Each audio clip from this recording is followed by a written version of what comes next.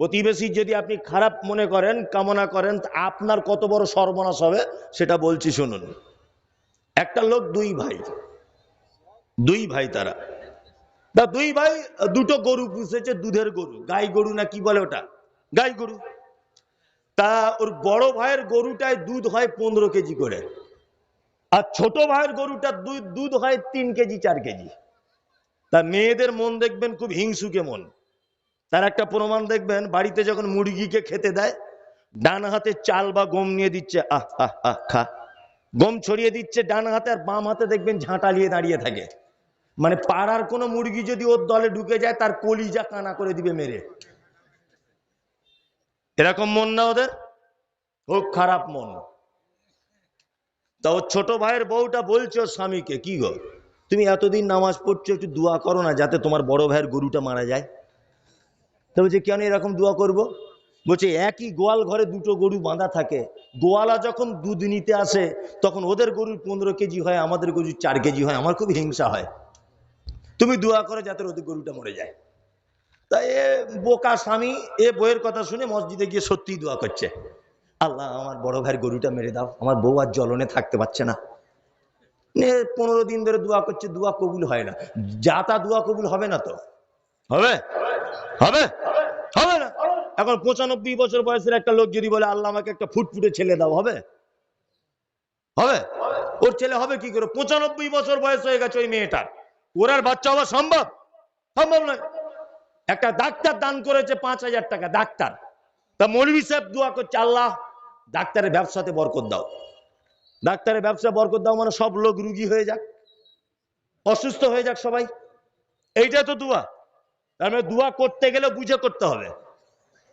কি বললাম বুঝলেন? তা ও দোয়া করছে আল্লাহ ওর ভাইয়ের গরু মেরে দাও, এই দোয়া সহজে কবুল হবে? হবে না। ওর বউ একদিন রাগ করে খুব বলছে, তুমি ঘোড়ার দিন কেমন নামাজি বলো তো, তোমার নামাজি কবুল হয় না। তার মানে বলছে কেন রে এরকম ভাবে বলছিস? বলছে তোর দোয়া কেন কবুল হয় না, ওদের গরু কেন মরে না? লোকটা একদিন মনে মনে ভেবেছে ফজরের নামাজ পড়ে আজকে দোয়া করতে লাগবো, একেবারে জোহর পর্যন্ত চালাবো।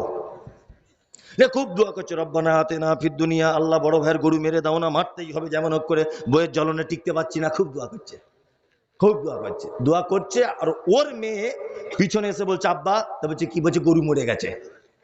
আর লোকটা তাহলে ভেবেছে সত্যি আজকে আমার দোয়া কবুল হয়েছে। খুব বগল বাজাতে বাজাতে বাড়ি যাচ্ছে, হ্যাঁ, বগল বাজাতে বাজাতে বাড়ি যাচ্ছে, বাড়ি গিয়ে দেখছে ওদের গরুটা মারা গেছে। তখন ওর বউ দেখছে মুড়ো ঝাঁটা নিয়ে স্বামীটার মুখের কাছে নিয়ে যাচ্ছে, আর বলছে কেমন দোয়া করেছো, কেমন দোয়া করেছো, আমাদের গরুটাই চলে গেল। তখন লোকটা তখন বলছে, ওরে দোয়া ঠিক কবুল হয়েছে, ফেরেশতারা গোয়াল ঘর চিনতে ভুল করে দিয়েছে, পাশাপাশি গোয়াল ঘর তো, ওই জন্য ওদেরটাই ঢুকতে না ঢুকে আমাদেরটাই ঢুকে গেছে। তার মানে বুঝতে পারা যায়, আপনি যদি আপনার প্রতিবেশী কাউকে ক্ষতি করার যদি চেষ্টা করেন, ঘুরিয়ে বিপদ হবে কার? আপনার। আপনি যদি আপনার ভাইয়ের ক্ষতি করতে চান, উপর থেকে ক্ষতি হবে কার? আপনার। চলুন, আল্লাহ নবী সাল্লাল্লাহু আলাইহি ওয়াসাল্লাম তারপরে বলছেন, ওমান কানা ইউমিনু বিল্লাহি ওয়াল ইয়াউমিল আখির ফালইয়াকুল খাইরান আও লাম ইয়াসমুত। শোনো, জবান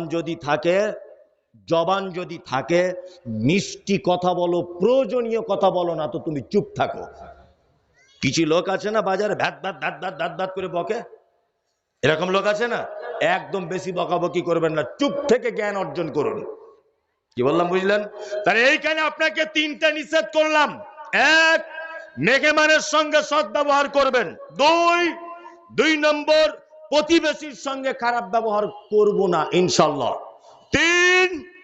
3 নম্বরের জবান থাকলে মিষ্টি কথা বলবো, খারাপ কথা বলবো না।